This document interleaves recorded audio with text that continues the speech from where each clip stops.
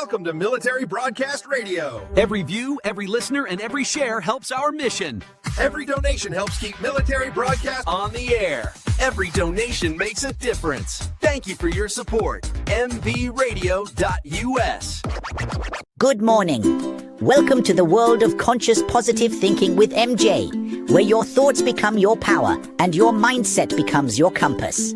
MJ is here to guide you through a journey of self-awareness, emotional mastery, and empowered living. Find us on the web at mbradio.us. Yeah, man. Just feel it. Let it flow. Peace and love in the air, you know. Woke up with the sun on my face. Breathing deep in this holy space. Feeling good, no need to race. The rhythm of life moves at its pace. Good vibes rise like smoke in the sky. Love in our hearts, no need to ask why. Dance with the trees, sing with the breeze. The world of conscience puts the mind at ease.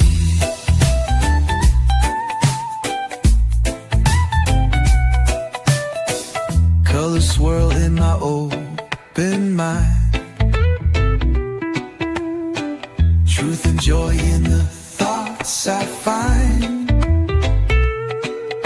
A smile's the cure, a word's the key. Positive thinking sets you free. Good vibes rise like smoke in the sky. Oh, I just cannot get enough of that song. Hello, welcome, welcome, welcome. It is August the 24th, 2026. My name is MJ. You are listening to Military Broadcast Radio, and I am a host, MJ, right here on this beautiful station, live streaming. My show on Mondays at 9 a.m. is The World of Conscious Positive Thinking. We call it TWOCPT, TWOCPT, because who wants to write all that out, right? Woo, that's a lot of words.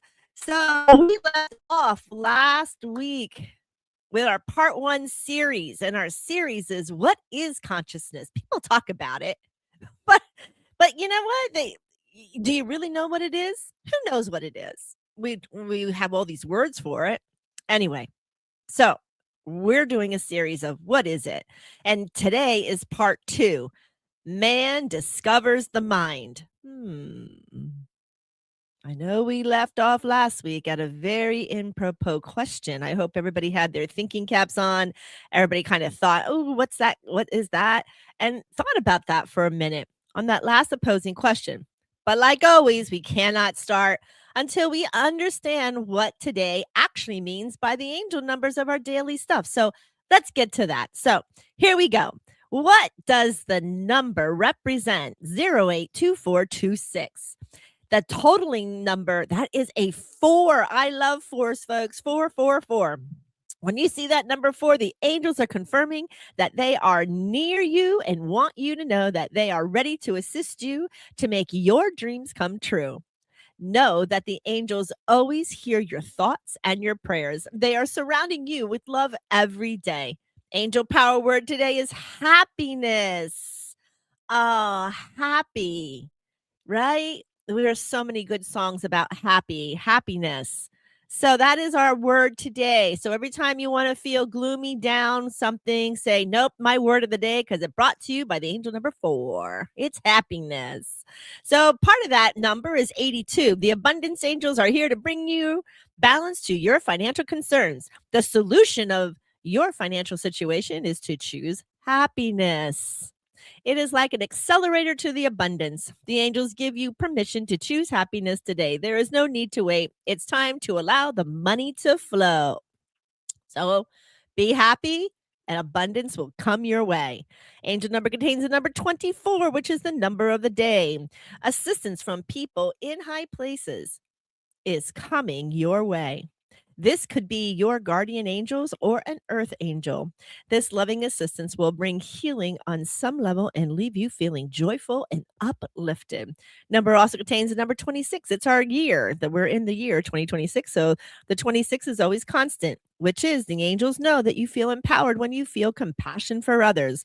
They now ask that you feel the same compassion for yourself. It is very important that you say no to requests that make you feel uneasy. Trust these sensations in your body as these are your inner compass. The number today also contains the number 42.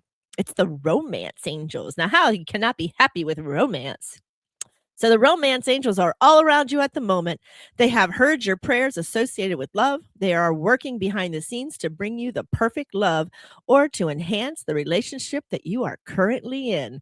Pop, pop, ping, baby. That's right. Get those angels working. I have to put my glasses back on now that I don't have to read because age is beauty. Woo! Okay, so yes, we are beautiful today. We are happy today. We are causing all kind of beautiful abundance today. And why not, right? Because man discovers the mind. And we are going to set this course. We're going to get off and running because we got a lot to talk about today.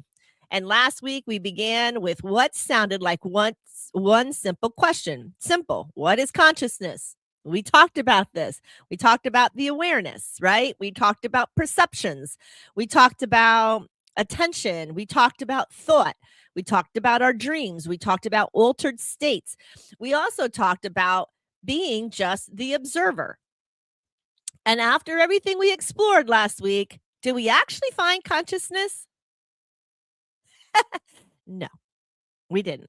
We still don't know. But we got 6 parts of this series. So that means you got to keep coming back, right? So here we are. Welcome to part 2 of our series so we can discover what is consciousness. And today's series is Man Discovers the Mind. Now remember, when I say man, okay, and you always see me with my quotes, man, I mean humanity, the human being that we all are. Man, we are man, right? I'm not speaking about male or masculine energy. I am not dividing, categorizing, subdividing, putting a label, slapping. No, I'm not doing it. It's man. It is all of us, man. So when I first start working with this episode, let me tell you, I thought we were going to explore how man discovered the mind. And then I got stuck. And if anybody knows me, I can't move on if I get stuck. I have to go down that rabbit hole. I have to figure it out why. I'm a why girl, the whyer, right? I'm the whyer, the seer. I have to go. And then I got stuck on one word. And that word was discovered. Did man discover the mind? Or did man become aware of something that creation was already doing? So what did man do? Man studied it, named it, labeled it, categorized it, and then divided it. I am man. And I'm slapping a label on the top of that, and I'm calling it the mind. And I'm the other man, and I'm going to slap a label, and I'm going to call it the brain. Okay. And now we call that a discovery? Did we discover it? This is Mary Jo and her mind, because that's where we're going, folks, today. I'm not here to rip, tear, or destroy any thought processes of Freud, Jung, Spock, psychologist, science, medicine, religion, or human being who came before us. And I am not. They are the hugest foundation of which we have our philosophies and we have what we call our learned practices. They asked questions. They created all these maps, right? And everything's a map. Then another man questioned those man maps. And then the maps were changed. And then knowledge just started just moving forward, right? Because probably there's somebody out there like me who just, you can't let something go and you got to go down that rabbit hole. And they had to know. And that's why man exists, right? Because we got to know. So that's exactly what we're doing. We're asking why. Why, what, who, when, how, where, how, what? And that's MJ. And my favorite today is, where did that come from? So that's going to be my theme of today. And where, man, did that come from? So I'm not asking you to believe my philosophies. All I want to do is plant a seed within you. I want you to ponder. I want somebody to, every time I hear, MJ, where do you come up with this shit? I'm like, exactly. I don't know. It pops up there in my brain or my mind, that man labeled. And I just go. I don't know where it comes from. It just does. It just pops in there. And then I have to go down the rabbit hole and I have to keep the connections going until I reach a point where it's no longer there. So we ask. And we ask, and we ask, and we ask. And perhaps somewhere along that way, Father, Mother, God, Creator above us, we go, can you just show me? Show me. So let's go. We're gonna show me, because that's what he's doing. And here we're gonna start in our very new, in part 2, creation was already doing it. So let's begin. Way before psychology, before school, before all languages, a beautiful baby was born. Oh, what book is that in? A beautiful baby is born. And one of the first things the baby needs is what? Air. That baby takes a breath. No, wait a minute. Who taught the baby to breathe? Was there a seminar about it? How'd that happen? Like, how did that baby just come out and go and then start crying? Because it went from water and darkness to light and air. Huh. Nobody taught it to breathe. Now the baby needs nourishment. Now you start seeing the baby rooting like this. Root, root, root. Then the baby starts suckling. Then it swallows. There is not a word, a teaching, anything. And that child, that baby, that infant knew immediately how to breathe air, how to suckle, and how to swallow. Nobody gives the newborn instructions. Man eventually studies these things. And then man learns that, well, breathing is largely automatic. We learn about newborn reflexes, such as rooting and suckling. They're automatic and they're reflexes. Okay. Excellent. Thank you, man science. Thank you. Now we understand more about how the physical vessel does it. Perfect. Okay. And here comes MJ. Great. But where did the original pattern come from? That's what I'm asking. Because when I look at the mother, now all of a sudden, how did she know that she could feed the baby? How did she know that? Okay. Now, her body starts to begin to prepare too. Pregnancy changes her hormones, the breast tissue, and after birth, hormonal signals help support the milk production, and the baby suckling helps continue the process. The mother and child are interacting before the child even understands one word explaining what is happening. And if you go all the way back to the first mother, she has no idea. So who taught them? Who taught this? Then I started looking around, because I was like, that if it's automatic and a reflex, how much in life and creation is like that? And then if you look around my house right now, it is spider nirvana. So I look and I'm like, a spider builds a, now who taught the spider how to spin a web? Who did that? How did that happen? Did they take a web spinning class? Like, what happened there? And then the seed. And then I start looking at my plants that I planted. How does the roots know to go down and the other side to come up? Who taught the seed that? And I just keep looking. Then I keep watching. Then I watch the animals. Now I see hummingbirds. Well, we don't have hummingbirds year round. Why? Because they migrate. Well, now who taught that? Who taught them how to migrate? And now let's go to our heart. Who taught our heart to beat? The heart just beats. It beats nonstop. Even when we're sleeping, an unconscious mood, it still beats. Who did that? And our lungs continue to move air in and out. And while conscious, attention is somewhere else. I'm speaking to you right now. And unless somebody says, are you breathing? Yeah, I'm breathing.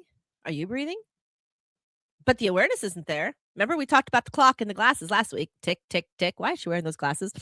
How come nobody's teaching me how to breathe air? These are amazing, amazing things. Creation is filled with all types of patterns that recycle, that keep going round and round like a merry-go-round. And science can observe many of them, and they do. And so we understand how it's working. That is beautiful. That's not the question, though, right? Because science can do so many things. They can measure, they can test, they can explain parts of how it all works, right?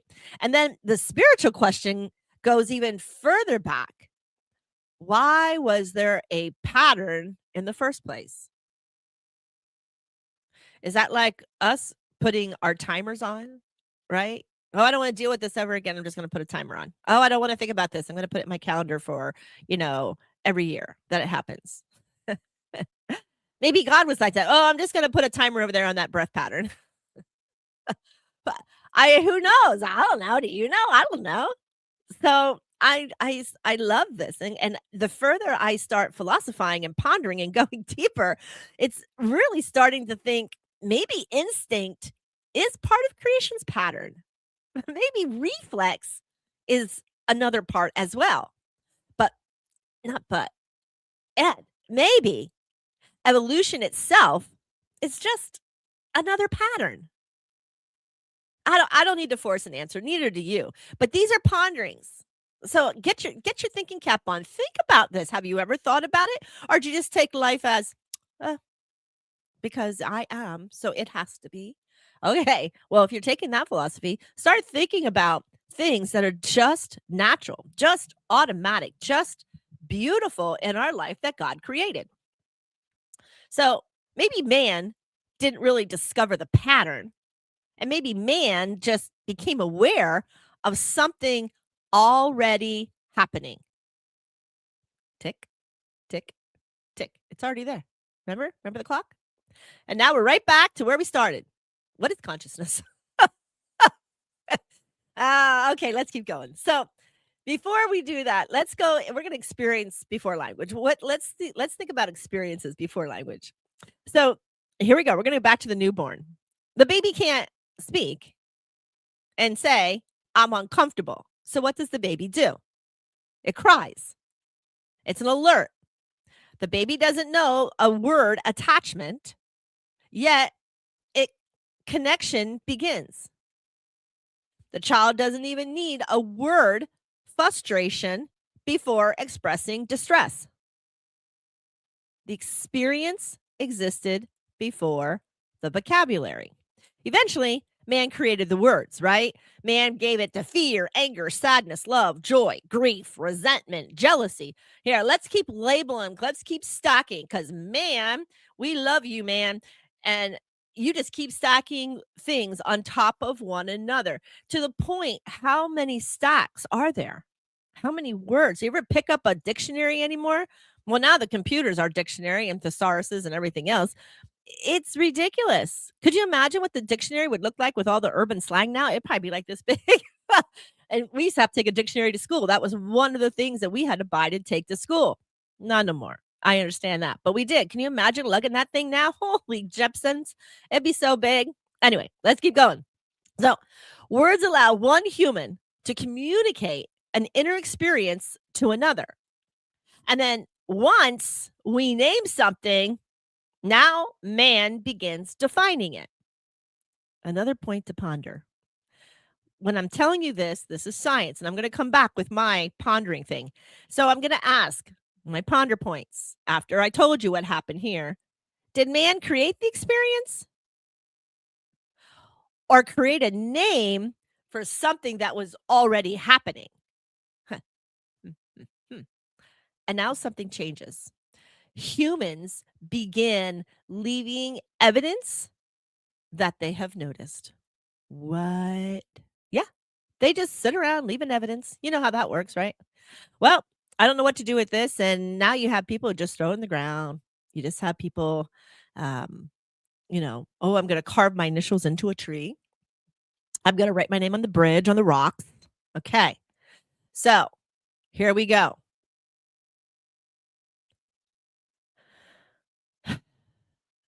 The first breadcrumb.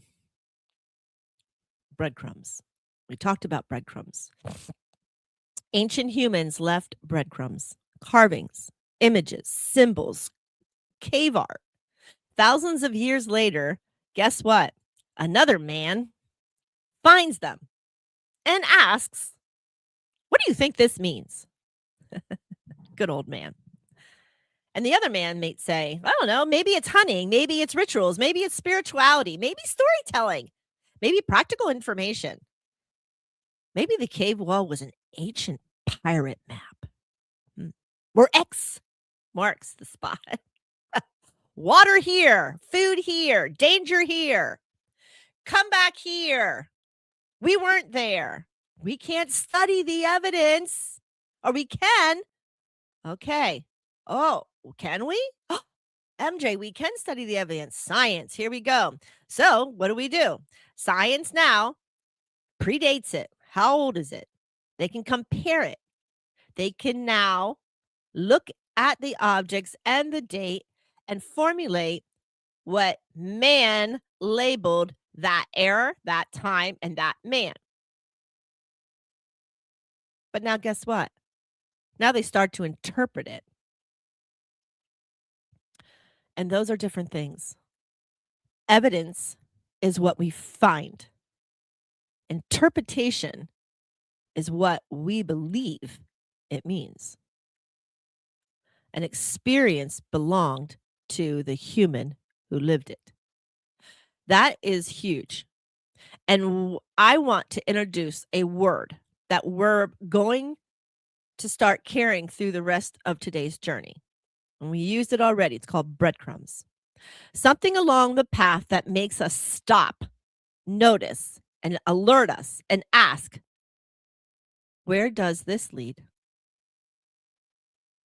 It also alerts us, in my profession, that a breadcrumb means you're on the right path. So sometimes the breadcrumb simply creates the next question.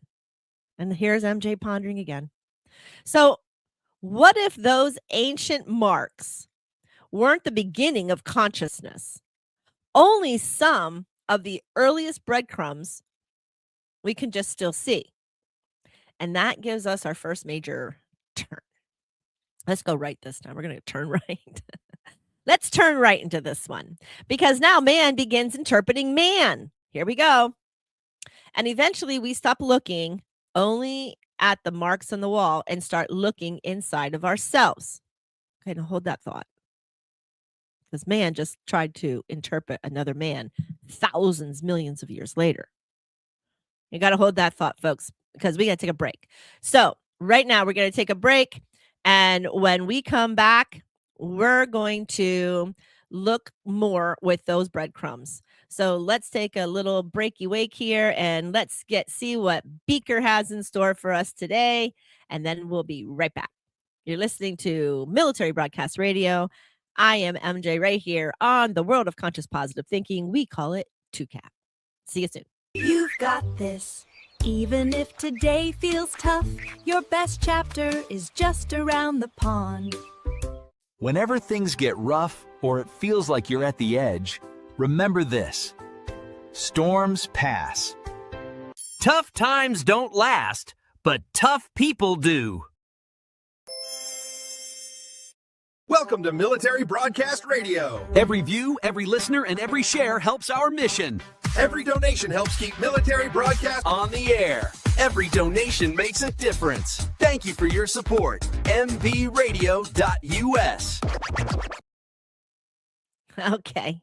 Way to go, Beakers. All right. So welcome back. Welcome back. So before the break, we found our first breadcrumbs. Ancient humans noticed something, they left something behind, and later humans interpreted it. And now the question changes. Instead of only asking, what did ancient man leave behind? Man begins asking, what is happening inside us? For much of the history, those questions lived heavily within philosophy, medicine, and religion. Then psychology began developing its own scientific field in the late 1800s. And this is where I want you to watch patterns start to exist. One question creates the next question. So here we're going to hit it off. We're going to go to Freud because Sigmund Freud became one of the most influential figures in psychoanalysis and the history of psychology. His theories emphasized unconscious processing, childhood experiences, repression, and internal conflicts. Now, he later developed the model, which is what we in my field always talk about, the id, ego, and superego, right? Very simple. If you don't know what they are, the id represented basic drives and impulses. The ego attempts to deal with reality. And then the superego represented internalized rules, morals, and expectations. Many of Freud's specific ideas were then later challenged and changed. And Freud moved and helped move one enormous question into one conversation. What if everything influencing me isn't inside my conscious awareness? Wow, that's a big question from Freud, huh? An early experience might influence that present behavior. A human may not completely understand why the other human does what it does. Now, there right there is our next breadcrumb. Right there it is, because something outside our immediate awareness may influence us. Okay, I have to stop there because I started pondering on Freud. When a hidden pattern repeats long enough, can it eventually become something that I have to call it's mine? It's me? That's just who I am? Wait. So then Freud opened that door, right? And then once the door opened, then another question appears. Because if something exists beneath my conscious awareness, then is all of it created only by my personal experience? Okay, I got a thought. That's a thought. We got to ponder on that because that's where Jung then takes our timeline even further. So he's the next guy. So the next gentleman is Carl Jung. And I don't know if I failed to mention this or not, but remember, psychology wasn't even thought about until the late 1800s. And so now we have Freud who came in, and now we have Jung. Now, Carl Jung worked closely with Sigmund Freud for a long time. Then their ideas had to separate because Jung, he explored dreams, symbols, archetypes, the shadows, and then becoming more aware of different parts of ourself. One of his best known ideas was, anybody know? Carl Jung? Collective unconsciousness. Yeah, that was Jung. Now, if you can understand mapping, right? So now Sigmund Freud makes this map about the brain and the mind, and then Carl Jung takes the map from Freud and he starts extending it, right? Now he has these everything starts to extend, and now they're splitting up the psychologies, okay? Now he goes into collective unconsciousness. In simple language, Jung proposed that beneath personal experience are deeper patterns shared across humanity. Wow, did he just say that? Ponder this as I go along. That's collective humanity. Okay. So, not all of Jung's ideas are treated as established scientific facts today. And look where he took that breadcrumb. Freud looked beneath conscious awareness. Jung widened the question beyond one person's personal story. Like it's just like, this is one person, but we need to expand. Why? Because those ancient symbols These repeated stories, dreams, death and rebirth, mother, father, shadow, hero, transformation. You see it? Patterns appear starting across human cultures. Somebody always has to have a mother. It's reoccurring. It's a reoccurring. It's a reoccurring. We call that ancestral line. A father, the same thing. Your father's pattern. Somebody's always has to be a father. It's a recurring pattern. Shadows. You always have recurring shadows, something unconscious. Think about it. These are my ponders. If the pattern is collective, what connects the collective? Oof, another breadcrumb.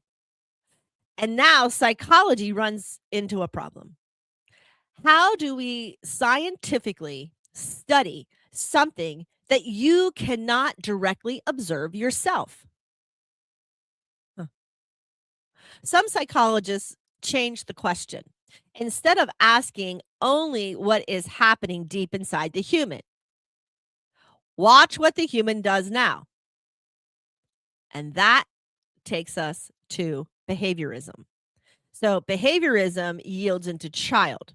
So now, behaviorists such as John B. Watson, he's continuing the map now because now we went into behaviorism. So now Freud, Jung, behaviorisms, and now behaviorisms now get subdivided into John B. Watson and Skinner. So you see how far this map and stacking and labeling is already becoming?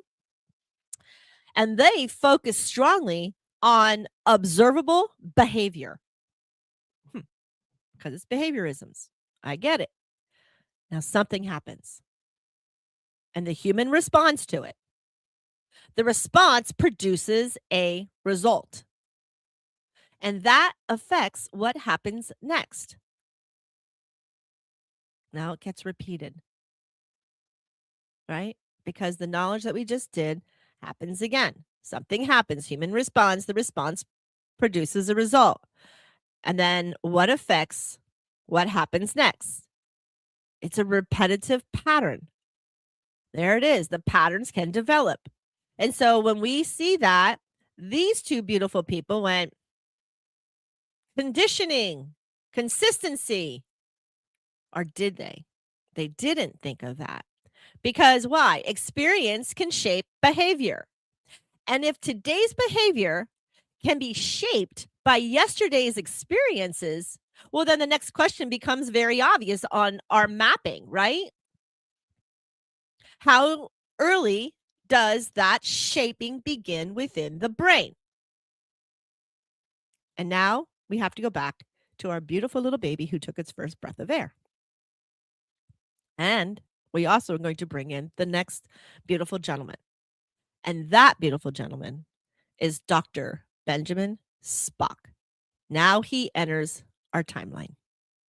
So Dr. Benjamin Spock now adds a map, but yet not just the map of man. No. This is map in this book of baby and childcare. It was first published in 1946. Anybody know what was going on in the early 40s before it was actually published? Well, if you said World War II, you're right. You are absolutely right. The book was published in 1946. It became one of the most influential parenting books of the 20th century. How to change patterns and human collectivity.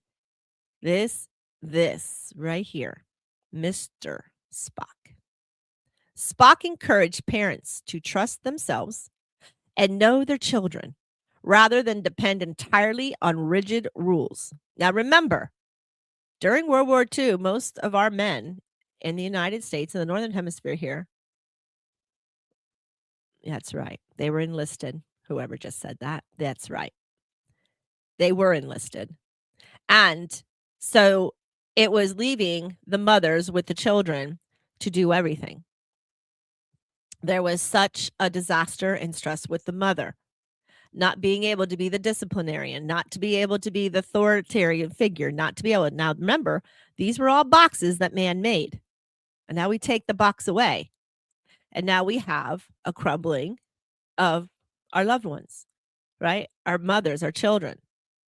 because it wasn't balanced. So Spock tried to write this book. No, he didn't try, he did it, and he encouraged the parents to trust themselves and know their children.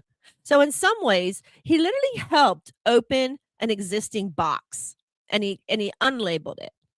So then his own work became enormously influential. Millions of parents now collectively looked at another man for guidance about raising their little man. Right?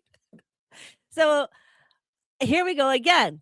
A man discovers something and another man unboxes it and relabels it or reformats it or evolves it into more information. And somebody out there is like, MJ, this is all man, evolution of man. Is it? That's great. That's science. I'm not trying to figure out science. I'm trying to figure out consciousness and what it means and where it begins and how it was formed. So yes, I understand that every single time I ask a question, there's somebody out there saying, creation. Just, we don't look any further. Yeah, but I'm a wire. I'm a seer. I philosophize. I ponder. I go down those rabbit holes. I would be like one of these gentlemen. Seriously. I would be pushing the bar and pushing those limits every time because that's how my mind thinks. I can't just hear, oh, it's creation, we're done with it, and then give up. I am not that person, and I probably never will be. So Spock, millions of these parents looked at another human and started raising their humans as another man suggests. And yes, you see it?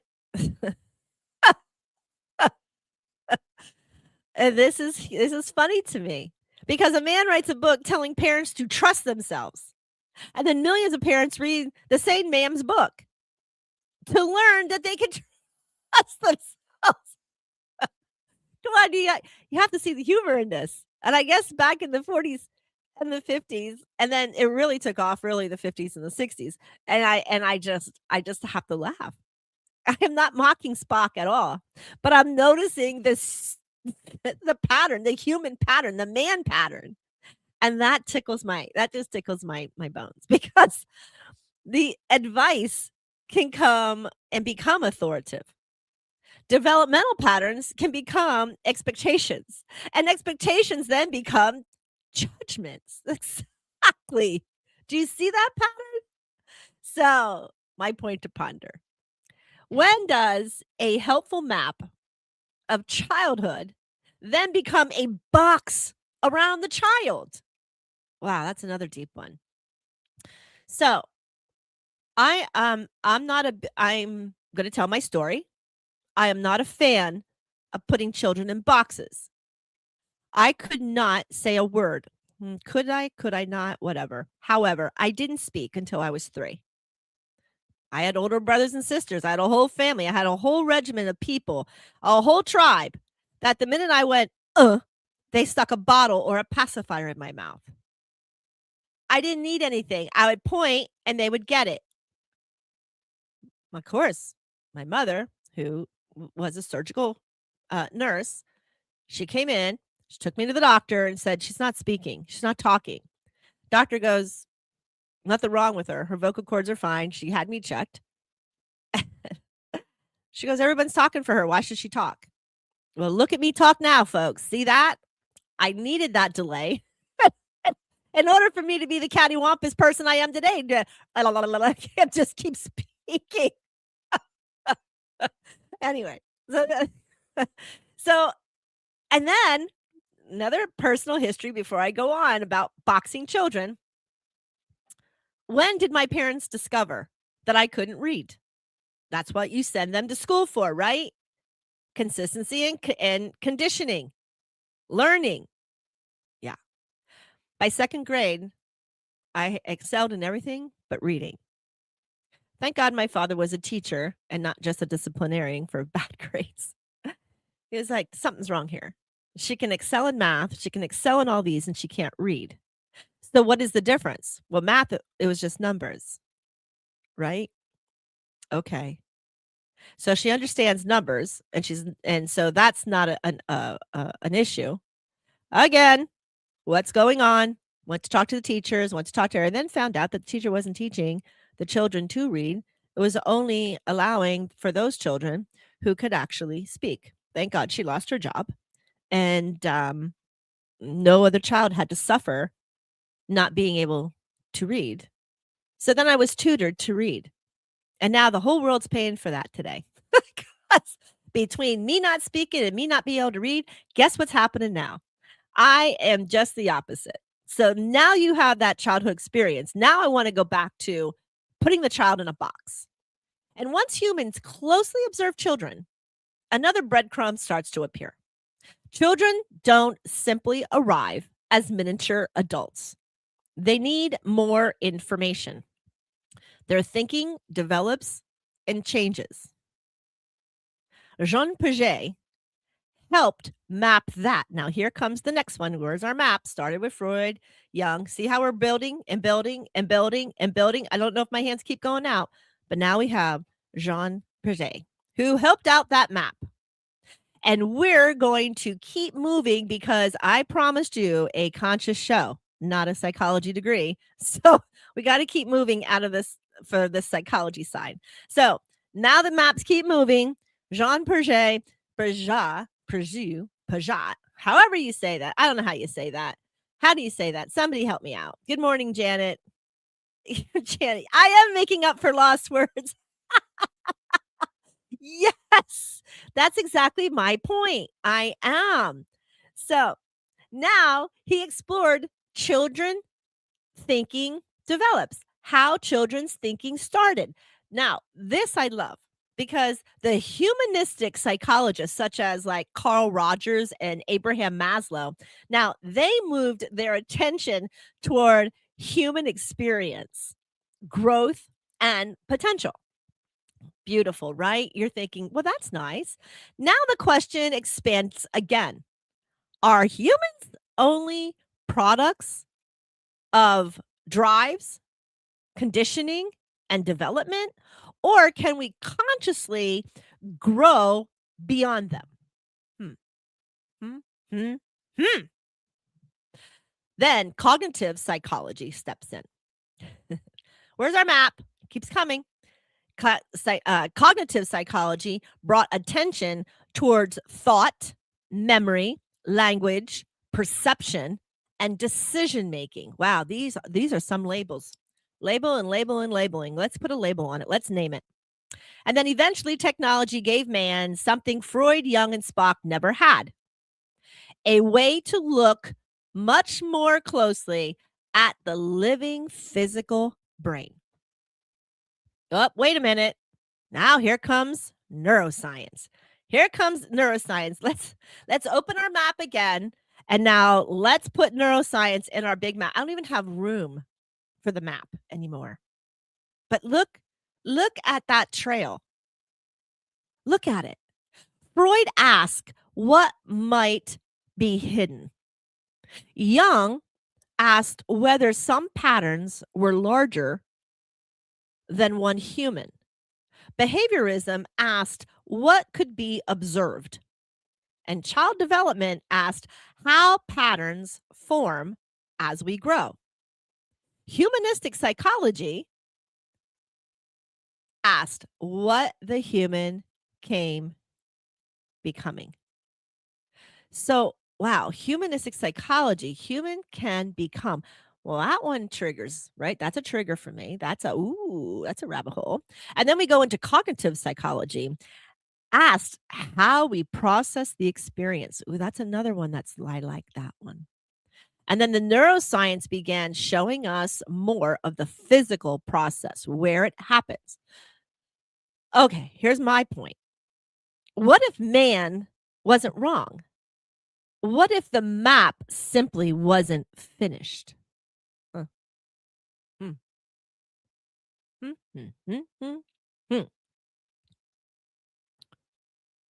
And now our breadcrumbs have led man all the way inside the physical brain. Surely we're getting close to consciousness at this point, right? Maybe. But hold that right there, because we got to figure it out. And we will right after this break. You're listening to mbradio.us. My name is MJ. And folks, I'm going to play a song this time. We're not going to look at Beaker because I need a couple of minutes to set something up for stuff that's going to be happening real shortly. So let's go to, what is this one? I have to play a song. Let's play a song. Any song. Oh, I love this one. Let's just go with my fave. Go with Coffee Anderson. Can't spell hero without her. That her human. You got it, Coffee. Let's go.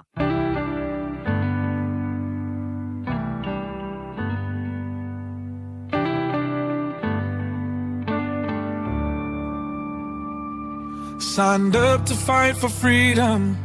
What a price you had to pay. Picture in her helmet, missing family every day. Your Lady Liberty, dressed like G.I. Jane. Some scars we'll never see. She will never be the same. She's a mother, she's a daughter. She's a sister and a friend. Standing tall in that uniform until the very end. When Uncle Sam called, she signed that line to serve. 'Cause you can't spell hero without her.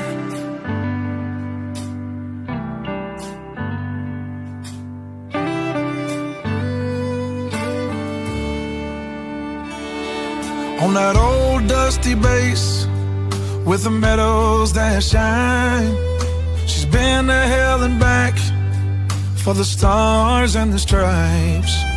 Your Lady Liberty, dressed like G.I. Jane, and some scars we'll never see, and she will never be the same. She's a mother, she's a daughter, she's a sister and a friend, standing tall in that uniform until the very end. When Uncle Sam called, she signed that line to serve. 'Cause you can't spell hero without her. Yeah, yes.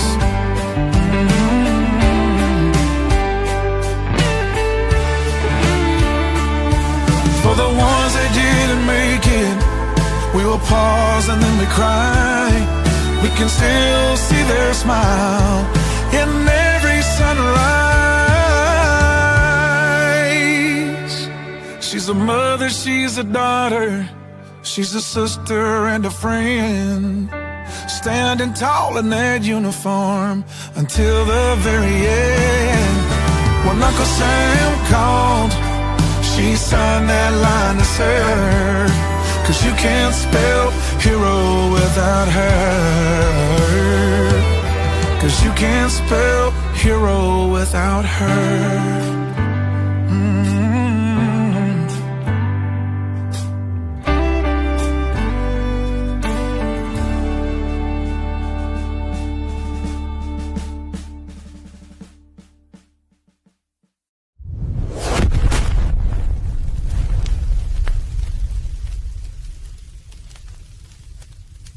The station where our veterans' voices are heard.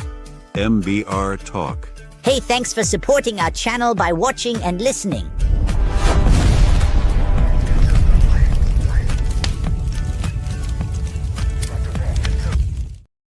Look at that. He's walking back into the light. Thank you, Coffee Anderson. Beautiful words. Okay, welcome back.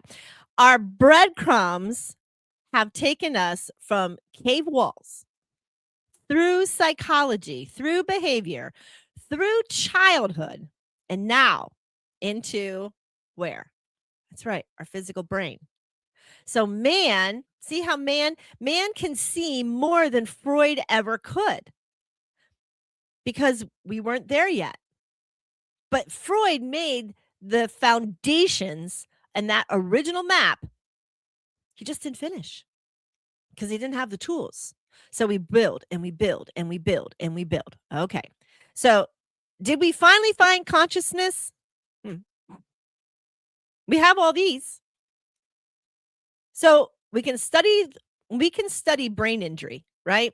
And the brain injury, when we study it by science, we understand what part of the brain got injured, the memory, right?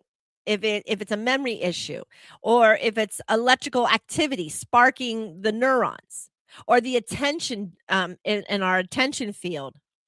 Where is it? Maybe it's the emotional side. Maybe it's the perception. Maybe it's this decision making. Every part of our man brain, right, has these different components, and man studied that. That's that neuroscience, which is where everyone thought, wow, we'll finally have answers for consciousness.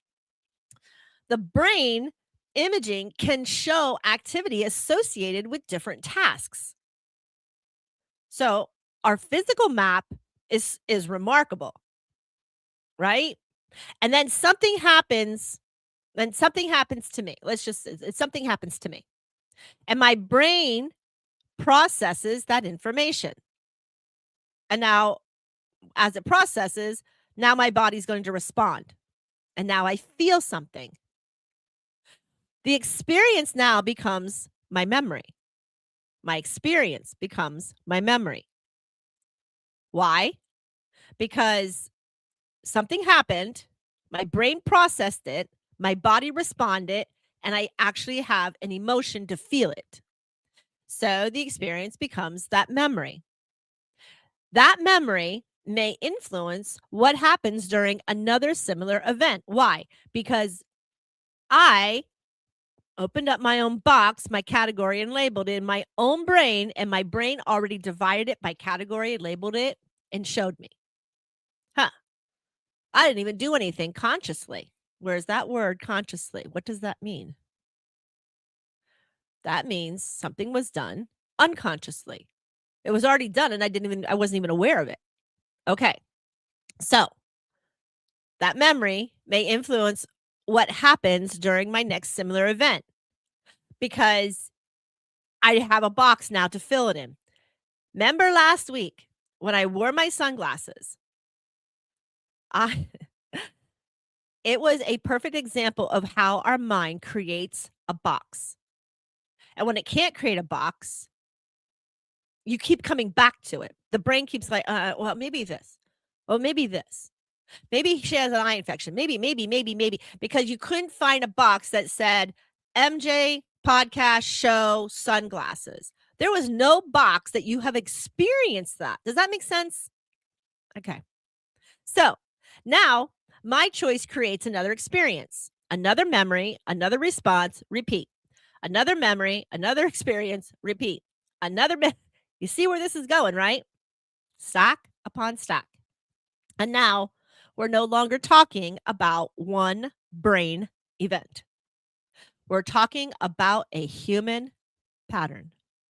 Experience, memory, emotion, choice, another experience. And eventually, I may just begin building identity around those patterns. Afraid, angry, love, rejected, protector, caregiver, successful, failure. See what I'm doing? Man labels, so the other man uses it. Point to ponder. Right there. If we can explain processing, have we explained the whole human? The whole human. All of it. When we talking about the brain. Because man gave us incredible pieces. He gave us our brain and labeled it. Then he gave us our behaviors and he labeled it. Then he gave us our memory and they put them in boxes and labeled those, and emotions. You see where this is going? Development, put them in boxes, right? Categorize those, separate those. Conditioning, personality, judgment. And I'm standing over the table asking, where is the whole human? Remember those boxes and stuff? Yeah. So these labels by man, before I get to the whole human. Remember I told you my story. Now it's don't stop talking. Now we don't stop thinking, right? Set me up. But what about the child These children, and I really want this out there, because when I was doing the studies, there was these children, and one of the children at 2 years old was drawing like Michelangelo. Who taught that? Huh. Then there's a child at 5 years old playing Mozart concertos on the piano. Who taught that? And then you have a 3 or 4-year-old who's sitting there talking, knowing things beyond their years that is impossible. They could have picked up, heard, talked, or learned. Now I want you to ponder on that as we keep processing. So here we are. Now we're the whole human. And that's where my breadcrumb takes me. Somewhere the psychology timeline hasn't taken us yet. Here's the edges of the map. Now I condensed it because I don't have enough wingspan, and we condensed it. Not that it's finished. There's just not enough information to keep moving. And where does my time heart go? Right to my heart. You forgot about the heart, folks. Now, people are going to say, well, what do you mean? What are you talking about? Why the heart? I don't turn toward the heart because I believe that the brain does nothing. Let me just say that. Clearly, the brain does a great deal of work. And man has literally dissected this thing and continues to dissect it. However, when we put so much effort in one place, it becomes unbalanced, right? And my heart, I turn toward my heart. Why? Because when I turn to my heart, I now have these human experiences that involved more than explaining a physical process of the brain. I now have love. I now have connection, loss, grief, courage, fear, forgiveness, trust, rejection, belonging. And these experiences can become patterned. My heart now, as I see it, can become patterns. Woo. We can become really good at explaining ourselves without changing ourselves. And I can understand conditioning and continue repeating my conditions that I've been taught by man. And I can explain ego and still allow my ego to influence my choices. And I can know why I'm angry, and yet I remain angry. Why? If man has labeled, filed, categorized, divided all of this, knows how it works, understands how it works, then why is it that I can understand conditioning and continue repeating my conditioning even if it's the worst thing for me? I can explain my ego and still allow my ego to influence my choices because my ego always wants to protect me. I don't need my ego to protect me because in essence, what my ego does is it hurts me. Right. And I can know why I'm angry, but I can still remain angry. Now that one, if we know it, why aren't we learning to understand it? Is it back into ego, judgment, conditioned? Where is this pattern that's not allowing me to, once I'm aware of it, not be able to heal it? Because understanding that pattern isn't always the same thing as healing that pattern. You can understand it, but it's not healing it. And that brings me to the next point I want to make. If I understand the pattern and keep living in it, what haven't I reached yet? Wow. I know I'm angry, but I can't get out. What is it? Get over myself, right? What are those terminologies, the phrases people use? Why don't you just get over it? Let it go. Yeah. Isn't that easier said than done? And that's where suppression lies, right? Pack it away, Don't unfold it. Don't unravel it. Don't ripple the waters. Don't upset others. Just let it go. Push it underneath the carpet. Yeah. That's an old paradigm for me. No more. I took that label from man completely off my list. If I'm angry, I'll figure out why I'm angry and what seed it is. If it is a deep seed, then I'm very sorry because it's going to take a while. I'm a ponder and I'm a wire. I can't just let it go. So for me, that's where the heart enters my life. Look at it. Look at your own. Look at your physical heart. Where is it? Where is it? Where's your heart?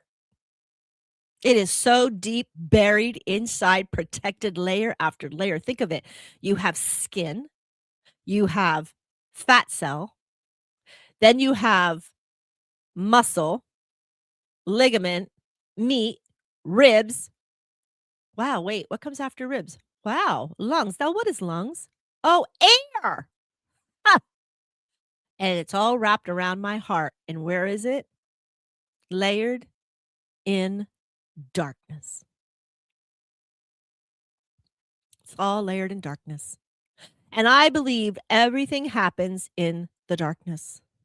My awareness, a seed can grow, a fetus can grow, my heart, everything light is in the dark.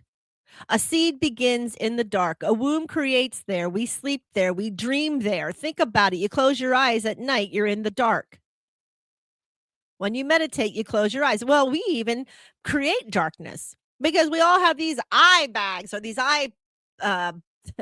these sleep eye patches where you put them on an airplane so you can sleep in the airplane. You put them on at night so if somebody's in your room needs a light, that you're not bothered by it. And now I want you to look at one more thing, folks. I want you to check this out. See that? That picture right there. It's been up on the screen. I didn't realize it, but look at it. You see that? Does everybody recognize that? It's been up on the screen for a while. I'm sorry. The dramatics wasn't there. Anyway, and sometimes our deepest truths are found there. And then I look at that divine mercy image. Look at that image. You don't see the rays of God light coming into the body. You see the rays of light coming from the heart. Look at it. That is the original oil painting, folks, of the Divine Mercy. My mother is a Divine Mercy. She every day they have a Divine Mercy rosary. And she has a similar Divine Mercy picture in her house. And every time I look at it, I remember that light shines in the darkness. We just need to find it. We need to be aware of it, and we need to honor it. Those rays of light coming from the heart, look at how beautiful that is. Look how beautiful. And now I'm going to ask, what if creation protected a key inside that heart? In my philosophy, perhaps heart consciousness didn't disappear. Perhaps our awareness of it became layered and labeled, stacked, boxed. Experiences. Let's label. Okay, here we go. Fear. Fear of this, fear of that, fear of this, fear. We could do it with everything. Judgments, conditioning, ego, super ego, all belief patterns. Now I'm back. We could do it with a lot of things. We literally can do it. And what happens? Because we go down. We're labeling, we're stacking, we're boxing. Look at all these beautiful gentlemen. And maybe some ladies I hadn't even discovered yet. But look at them. Holy gypsians. Label, stack, definitions, products, categorize, divide. Ego, super ego, obelis, patterns. Not destroying the heart. Covering our awareness of it. And healing becomes when we start unboxing the human labels. Unbox them. Keep unboxing them. It's imperative that we keep boxing and unboxing. Sounds like my move. This huge awareness, when I started to make a transition to move in 2023, when I started boxing, old things, relics, pictures, you wouldn't believe how much crap you can obtain in half a century. It's just, it's a lot to box, to have a memory. Everything I boxed had a memory. And everything I unboxed, I asked, do I still want this memory? Or am I okay with leaving this memory go? Because if you know me, as everybody knows, I have a lot of memories. I have a lot. I've experienced a lot in my life. I've done a lot in my life. And I have everything in my house is a memory. I really didn't take pictures. I bought something, paintings, carvings, pictures, but not pictures I would take. So unboxing. And now comes the biggest one, because I'm going to unbox what I call the I am. I'm not throwing away man's maps, because they were the foundation blocks of how things work. And that's imperative, especially if your vessel fails. So it has to happen. It had to be. We had to become aware, and we had to allow that, right? So we're not going to throw them away. What we're going to do, though, is we're going to put them all on the table. All of them. Freud, Jung, Spock, psychology, brain, science, religion, family beliefs, personal experiences. We're going to throw everything out there so that our map becomes this huge, gigantic map of man. And question what needs questioning. Opening up boxes to see if it's still a viable source. If not, unlabel it, debox it. No longer serves a purpose, right? And beneath all those descriptions asks, who is the one becoming aware?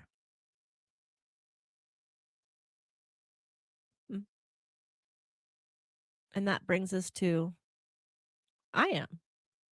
I'm the one. I am, right? Hold that thought. Because we need to keep moving along. And when we're going to move along here, we're going to look at what we put after those two words and what it may be doing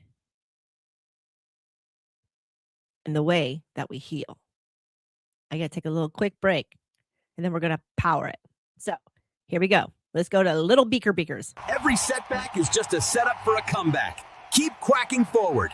90% of what we worry about in future never happens.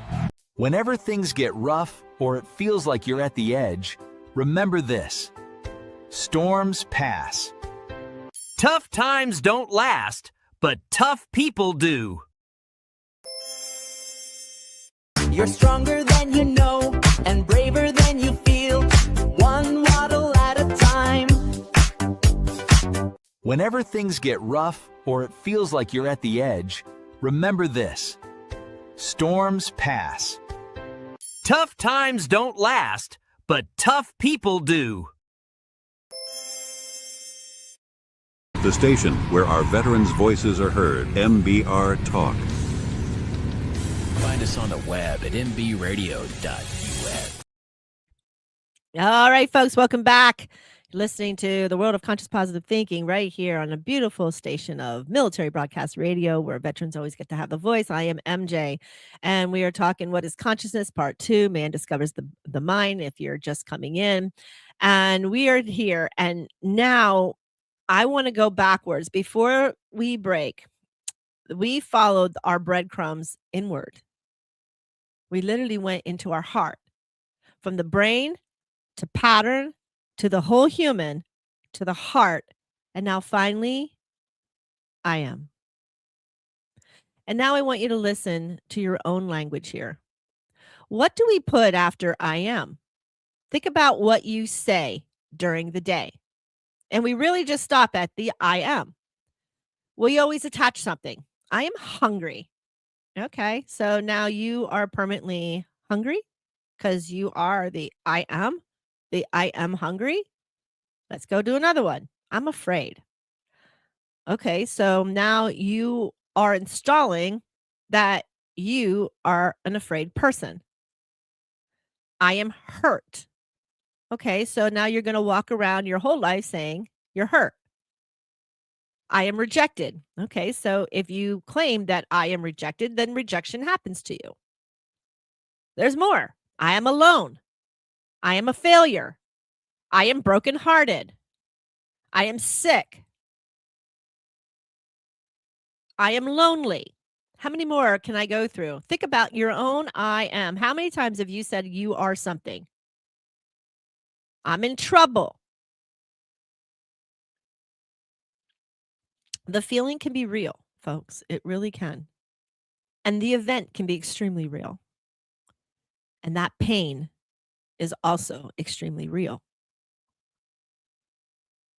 And now I want you to listen carefully. I am angry. An emotion becomes attached to the identity. I am rejected. Something another man did becomes attached to your identity. I am broken. Something happened to you. And now you've turned it into, this is what I am. And how many people have heard that? It's just who she is. It's just who I am. It's just who they are. Don't mind them. It's just what they do. I can't take that as an answer. Okay, this is MJ. In my healing philosophy, repeated words, I call them triggers, can reinforce patterns. The ego recognizes the identity. The ego does not work well with us because our ego has been trained and consistently trained by man labeling. And so our ego is there to protect us. Well, that's what it's supposed to do. But it's actually making us suffer if you actually think about it. Because your ego has, and your judgment are very connected. So ego recognizes the identity and judgment then reinforces it. And another experience may get interpreted through it. This is how that works.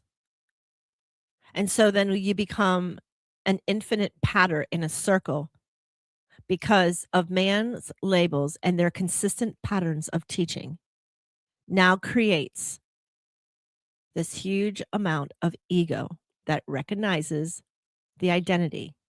And it does. It becomes the pain body. I'm going to ponder. Am I feeling the emotion or am I becoming the emotion due to man labels? That's interesting, right? Going back to the baby. The baby had no labels. The baby knew not one word. The only thing the baby knew is air, suckle, and swallow. That's it. The baby cried, and the mother was then putting the child in all kind of labeling experience in boxes. Some good, some maybe not so good. And the child grows. Now we get influencers, right? The influencers, just like social media, except this is happening in real time and in human life before social media to be an influencer. So now this beautiful little child, before he's 5 years old, has been influenced with whatever man behavioral pattern that existed in ancestral lines, that existed in your community, that existed in your daycare people, that exist within every aspect of human around that child. And then the proverbial, I don't know where you get that information, really? Did you understand where you sent your child to school? Did you understand where you put your child in daycare? Did you understand who was watching your child when you wanted to go out and have a break? Did you understand your own philosophies and your own conclusions in your own brain and what box you wanted to put them in? So before we start judging a child, we have to find the seed in us as parents, right? So, pondering point. Instead of I am angry, perhaps we can say, I'm feeling anger right now. That means at the moment I am angry. But you're not claiming in total that you are an angry person. Do you understand the difference? So instead of saying, I am rejected, I experienced rejection in my lifetime. You see how I'm not claiming anything? That's what you need to start thinking, your words and how you derive yourself. So instead of, I am heartbroken, you can say, my heart is carrying pain from this experience at this moment. We're not denying the pain body. We're not denying the event, and we're not denying anything that you are feeling. We're acknowledging the experience without making it our entire identity. Does that make sense? Sometimes people don't realize that in their claiming, they're actually claiming who they are, and it stays with them forever when they're claiming it. I am so angry. I've done it. I've done this to myself. Think about that for yourself. Have you done that to yourself? Same way I did it to myself?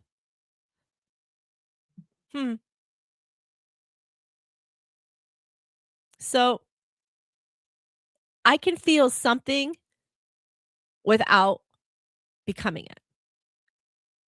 If my ego says, this is who you are, awareness can ask, is it?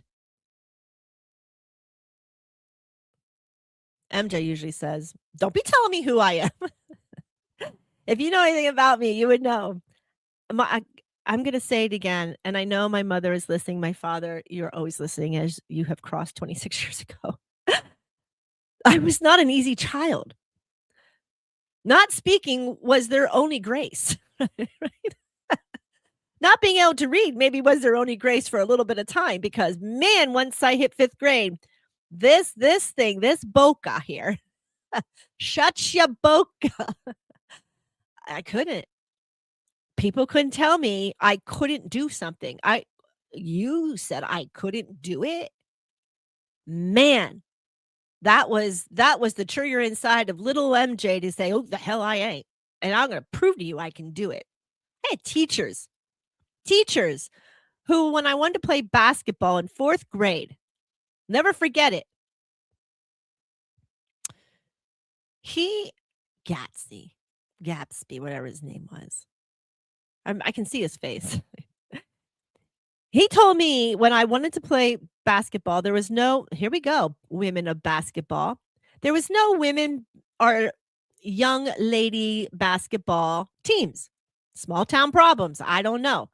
So I had to play with the boys if I wanted to play basketball. My father was a major sportsman. He was also coaching. He was also a sports broadcaster. He really didn't have a problem with me as a girl playing basketball because I enforced it.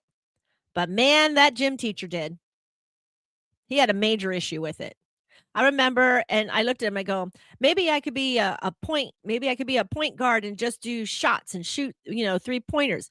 I remember saying this to him, and he looked straight at me, laughed in my face, and said, keep dreaming. 4th grade. 4th grade. Fred W. Deal School. 4th grade. So, if my ego says, this is who you are, my awareness is going to say, is it? If judgment says this event defines you, awareness can ask, does it?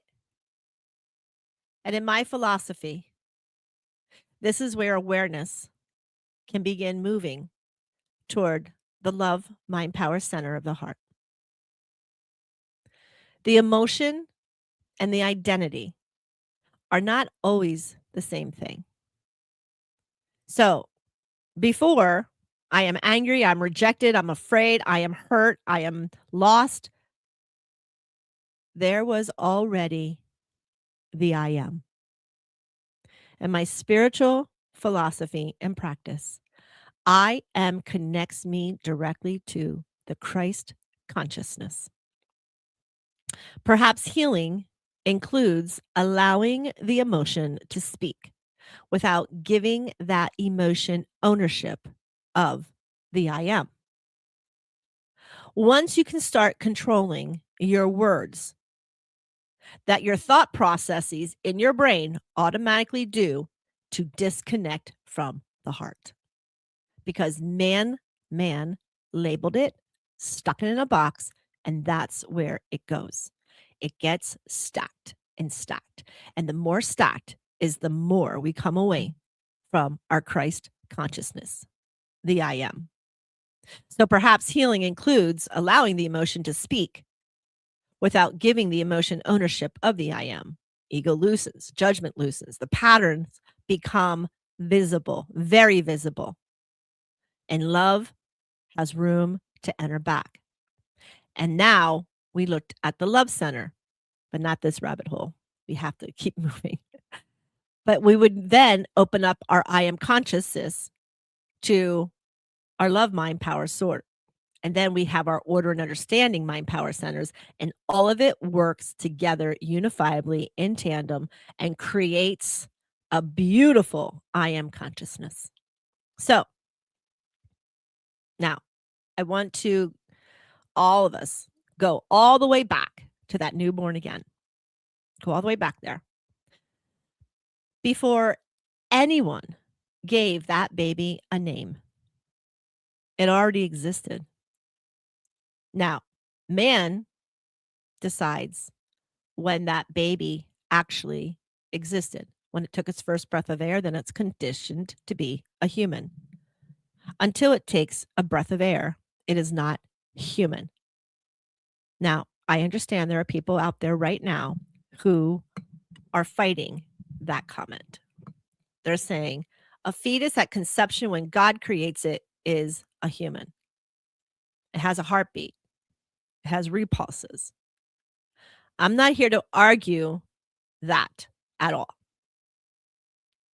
I understand there's a lot of things about human and man and woman rights to that child. Creation, if a child forms, it needs gestation to live. I cannot, for the life of me, sit here and tell you what is right and what is wrong with that philosophy or with the sciences about that. That is your own consciousness, and that is on you. So, but we're going to go back to this baby, because before anyone gave that baby a name, it existed. Before profession, I am. Before its success was the I am. Before its failures, it was the I am. And before another human's judgment upon it, it was the I am. Then life adds its descriptions. Here we go. Some beautiful, some painful, some chosen, some inherited, and some placed upon us without even our allowance. Can you imagine being a child having to wear the dunce hat? Could you imagine being that child? Thank gosh that went away. Could you imagine being the child who was accelerated and then whisked into the gifted program? And I can understand the other side. Well, we had to, because it was beyond. The child was beyond. So we put it where it needed to be. He segregated the child. It's a tough one. It's really tough out there to be parents and children and teachers. It really is, because man's labels is going to create categories and division. The I am doesn't at all. So my point to ponder, what remains when I begin questioning everything I placed after the I am? What did I do to myself? What challenges did I give to myself? What patterns and ropes that I have to untangle and unwrap to get out of that labeling that I did to myself. And now the oldest breadcrumb reappears. You know the one. The one we had at the very beginning, before the label, before the psychology, before the ego, before the judgment. The baby did one thing. What did it do? It breathed. Air. Hold that thought again. That thought of that breath of air keeps coming up. How come? How come every time I go down to ponder, that breath of air keeps coming back? Why are the lungs supporting my heart? Why does blood carry oxygen to the heart? Hmm. Mm. I, can you even start to ponder it? Huh. So we followed breadcrumbs outward through man's discoveries and inward through our own patterns created by us, man. And now we've returned to the oldest breadcrumb in today's entire show. What is it? Air. Air, air, air, air. Wow. Air. We started with air. We simply didn't know yet what we'd need to come back. Did we? Because why? We don't even think of air. We breathe. We don't even think about breathing. And then all of a sudden you're in breath class. You're like, oh, let me train my breath to breathe. Let me train my lungs to breathe. Breath work. And now we have breath work. We did a show. Miss Kim and I did a show. It was a while ago. She was in a hurricane, actually. So it was actually a good thing because the hurricane in South Carolina at Myrtle Beach actually allowed her to practice breathing when you're stressed, when you're anxious, when you're in pain, when you have deep thoughts, right? When you're frustrated. We take that big deep breath in, but there's also pattern breathing that affects other things in our brain, and it affects other places in our body. Air, breath work. Oh my gosh, that connection. Do you see the rabbit hole we just went down, folks? That is so amazing that we can connect that. So let's take air now, because it's like now we're in that rabbit hole. So before Freud, before Jung, before Spock, before conditioning, before judgment, before ego, before identity, before that newborn breathe, that first breath of air, that air was already there. Air, O2, oxygen. And during my near-death experience that I told you about last week, I became aware of air.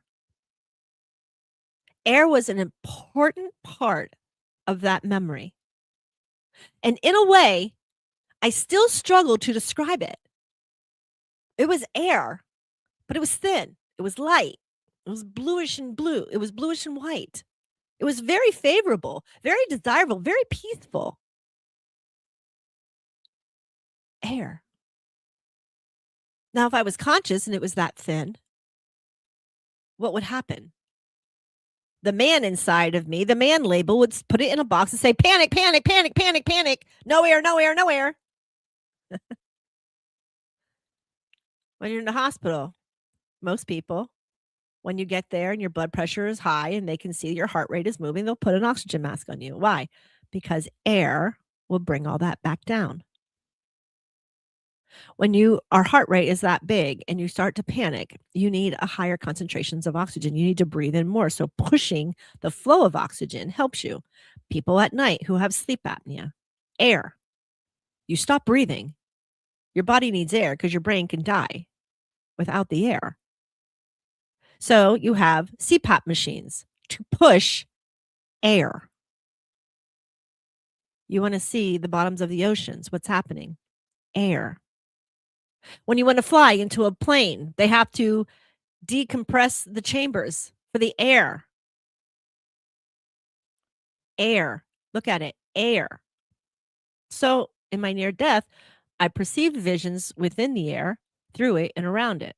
And eventually, I began asking why air became so noticeable at that boundary mark, at that thing right there. Why? Hmm. Kundalini is another one. To reach a Kundalini orgasmic experience, one needs to control its airflow.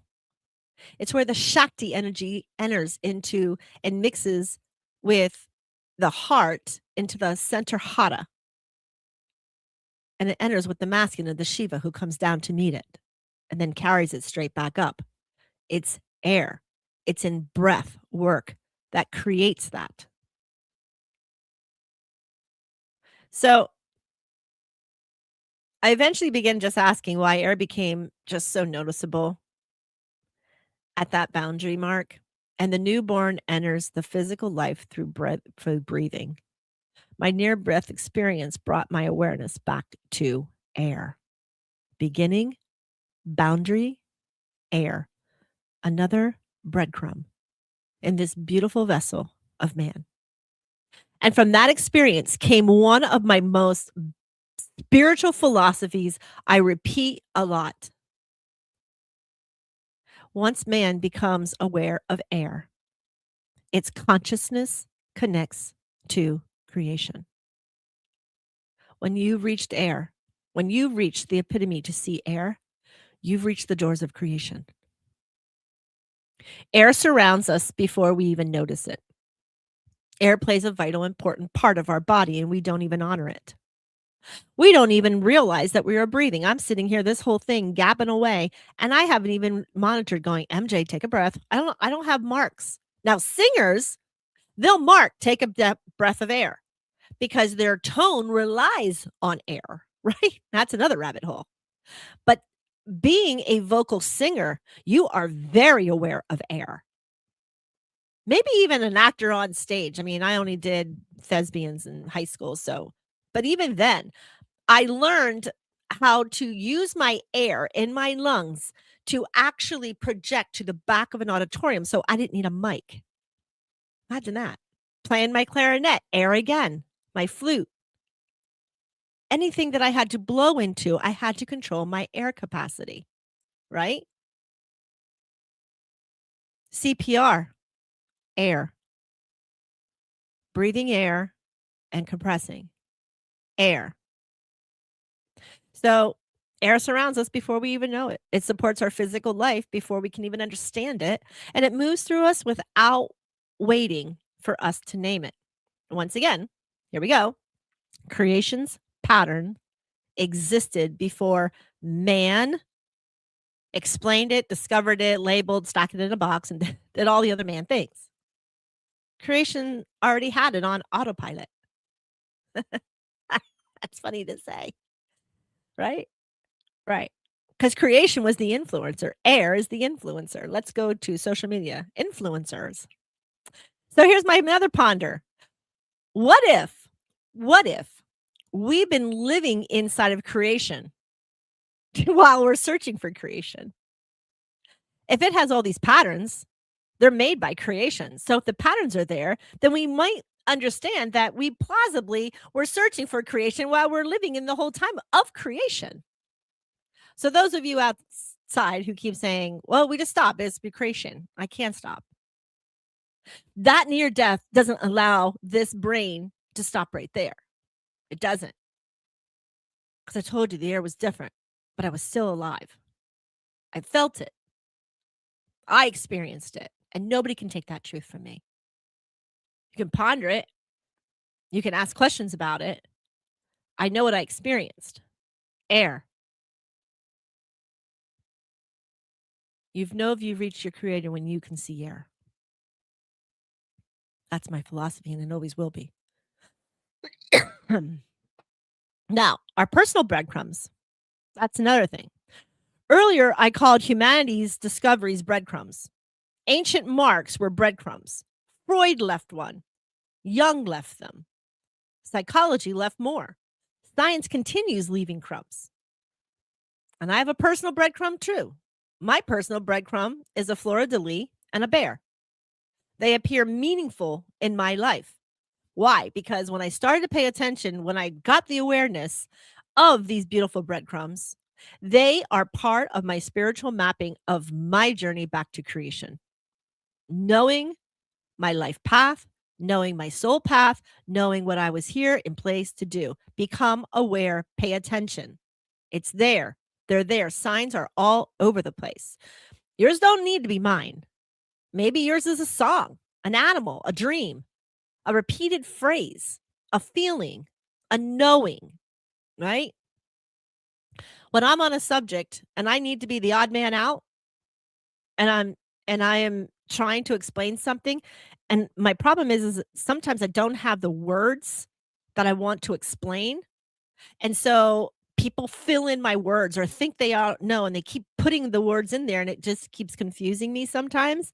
And so then they squeeze my heart because they're trying to say this is right, and I'm like, it's not. And then there, at one point in my life, I remember just kind of like, I'm just going to give up. I can't explain it because I don't have the words, because I don't have a man experience label for the word. And since I'm just now new experiencing it, I can't explain it. And then I have people trying to explain, and it's completely not even close to what I'm saying. And my heart starts to squeeze. They squeeze it. I realized that pattern. At first I thought, oh my God, I'm going to give myself a heart attack because I'm getting myself worked up, right? Most people would think that. But it only happens when I need to step outside of the man box where everybody else is, and they want me to stand there. And they want me to stand in my truth.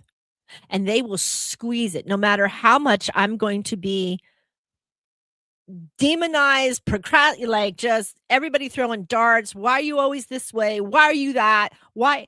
I have had it in my life where I'm always the person, the odd man out, right? Stand firm, stand tall, stand in your power, stand like a soldier, stand there. I stood there. Now I realize it was another way of Father, Mother, God creation to give me the awareness, stay put.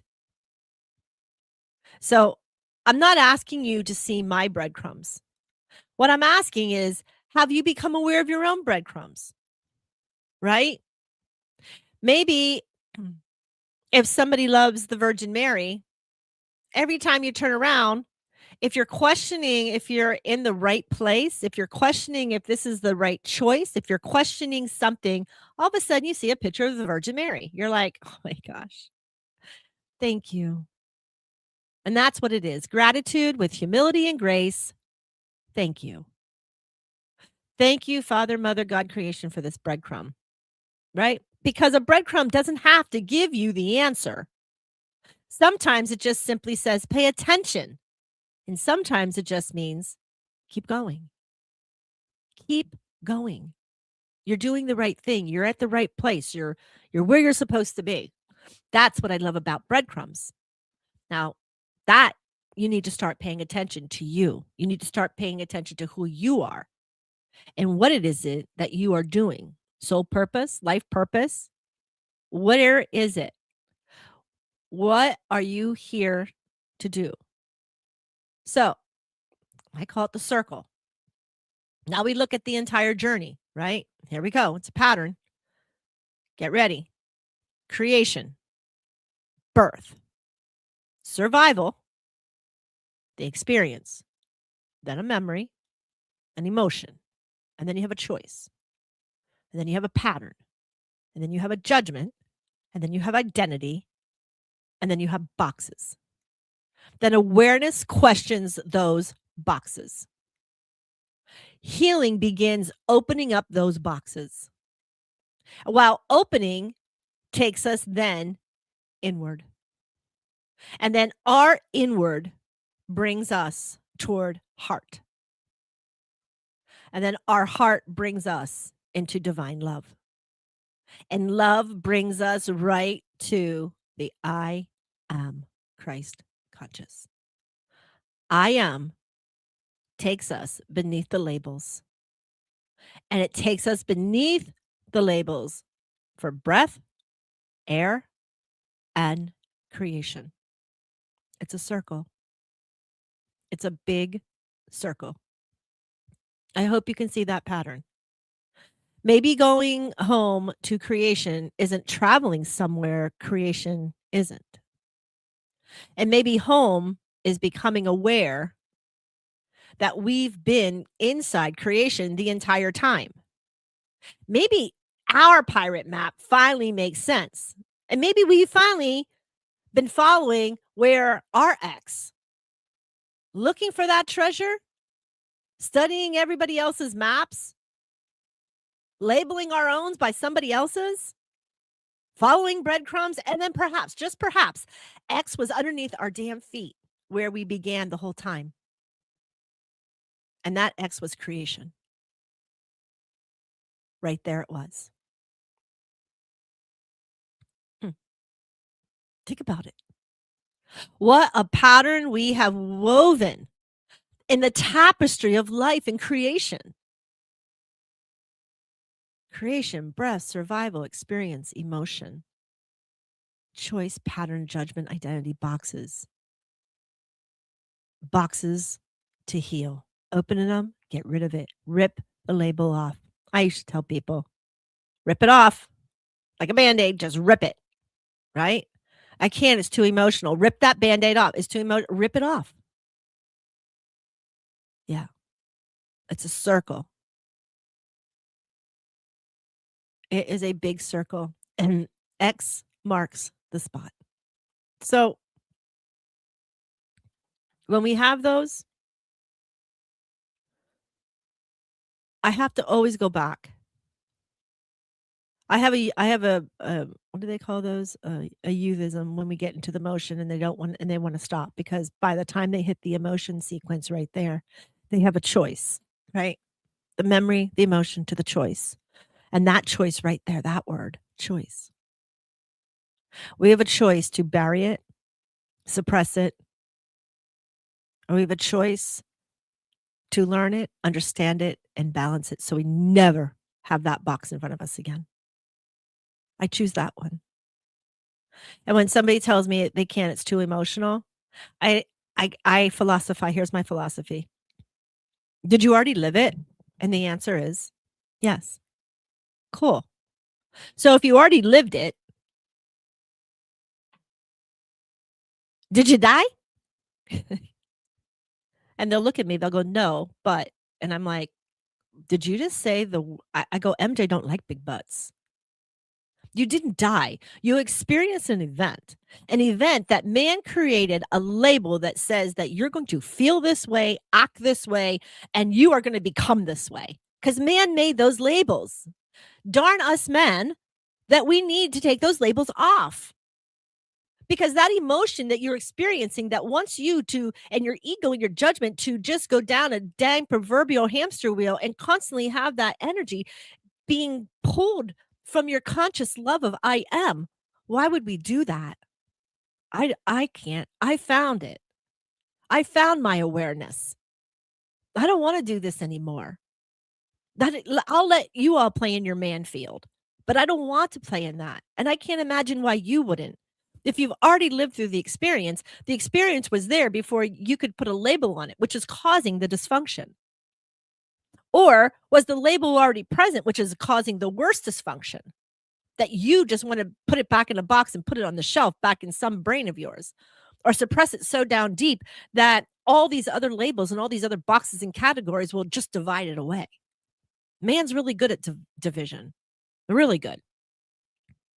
And I feel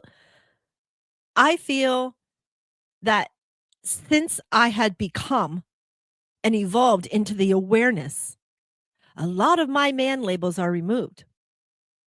I don't really have hate. I have discernment about going or seeing certain people because I know they don't change. And if I'm the only one practicing and healing and making the change, why do I want to subjugate myself into that erratic, ill emotional energy again? I don't. But then you got to think, what happens to family? What happens to friends? What happens to your circle of trust when one of them is what you're talking about? I make the statement, I no longer have FOMO, right? Fear of missing out. I don't have that. I don't think I've had that since I was in high school. The fear of missing out. I don't have that. I don't know if that's a good thing or a bad thing, but I'm okay either way. Because I believe that caused me to have more issues than it was worth. If I wasn't subjected to go, but my ego and my judgment, everybody else is doing it. Everybody else got to go. Everybody else, blah, blah, blah, blah, blah, right?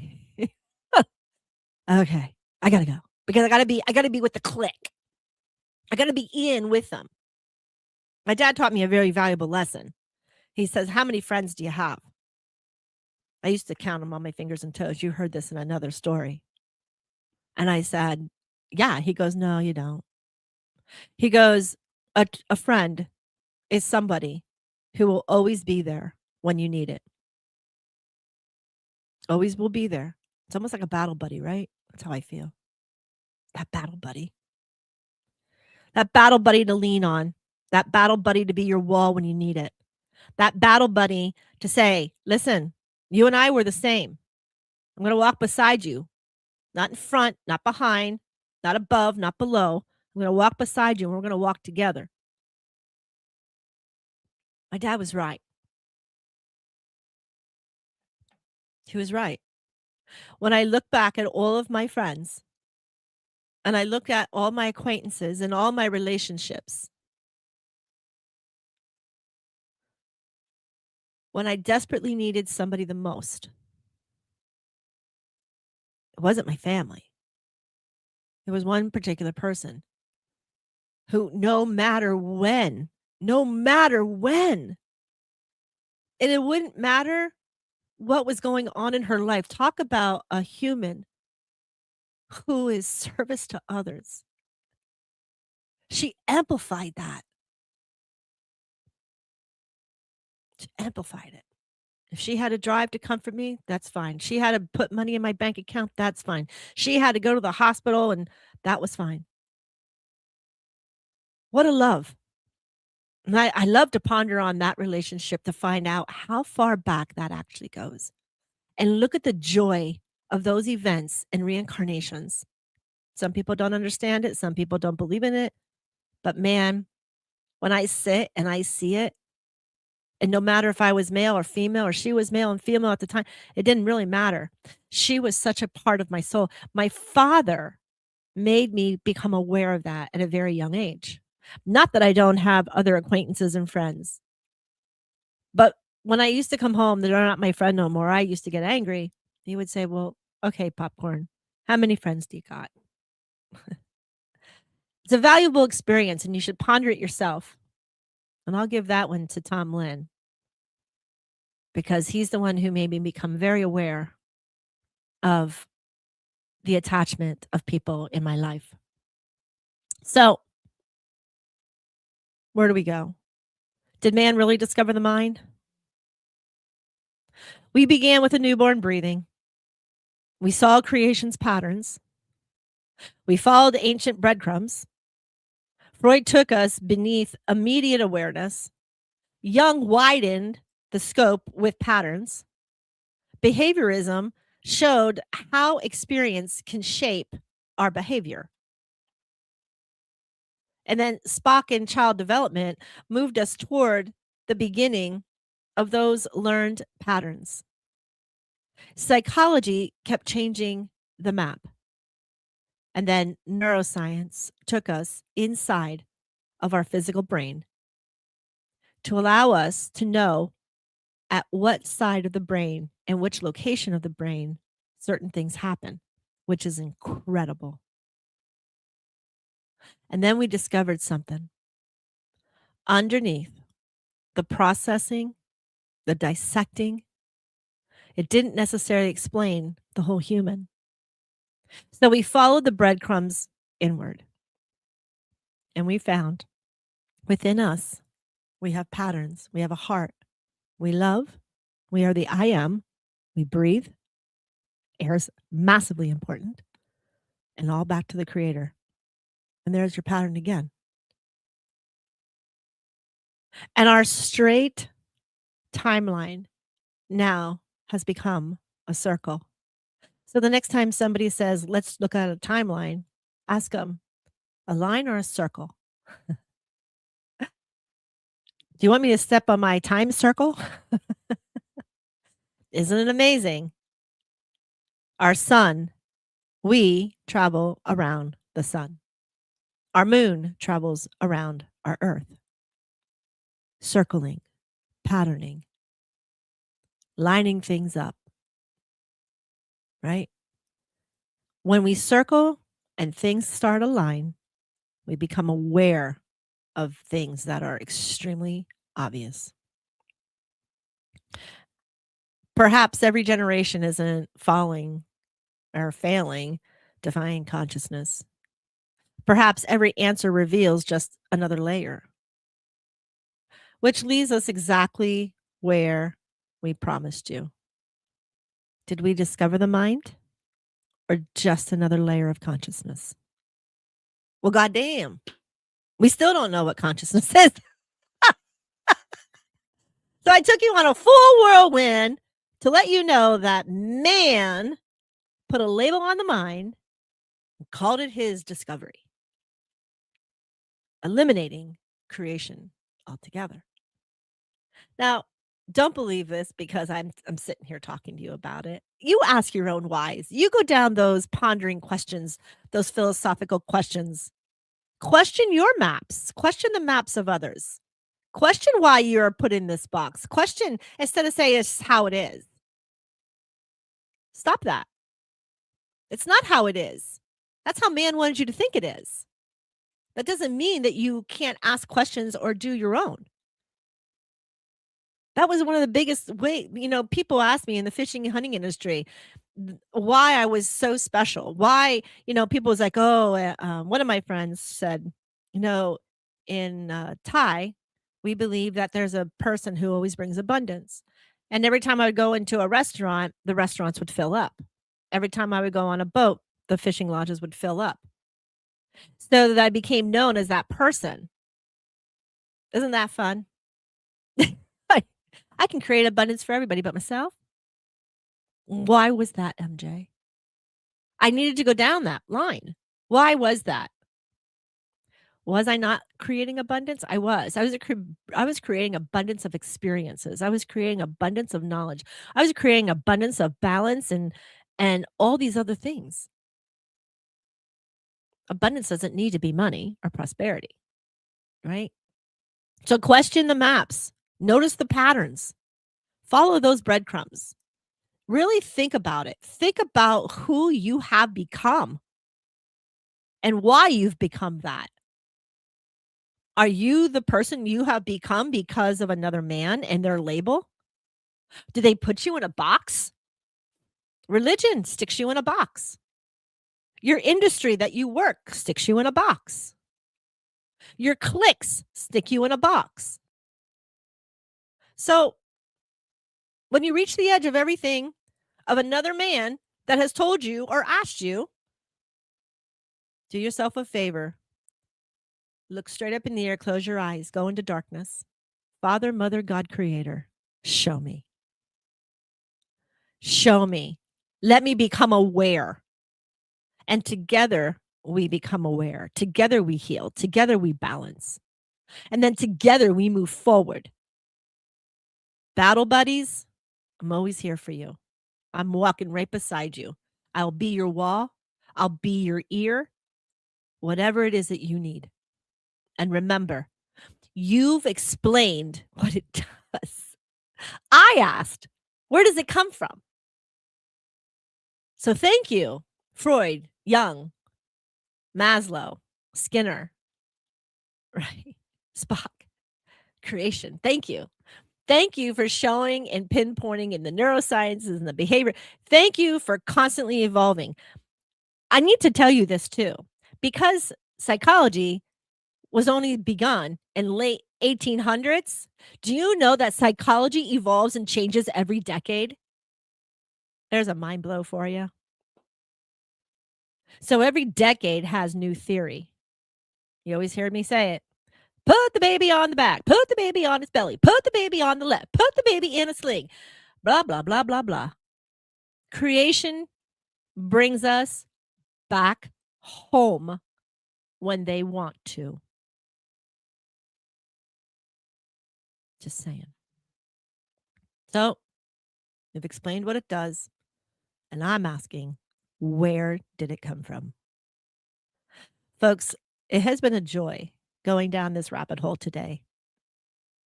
Consciousness is something that is deep within my I am. I am Christ conscious. I will always be, because I found it. I pray that each and every one of you find your consciousness. I am Reverend Mary Jo, known as MJ Gonzalez. This is my station here, the world of conscious positive thinking. Right here on the beautiful military broadcast radio, where veterans always get to have a voice. May divine guide you and your needs, and may the angels carry you home with peace, love, grace, joy, happiness, and abundance of what it is that you desire most. Until next time, giddy up, battle buddies, because we've got circles to ride. See you next week. Hi, I'm Beaker with Military Broadcast Radio TV.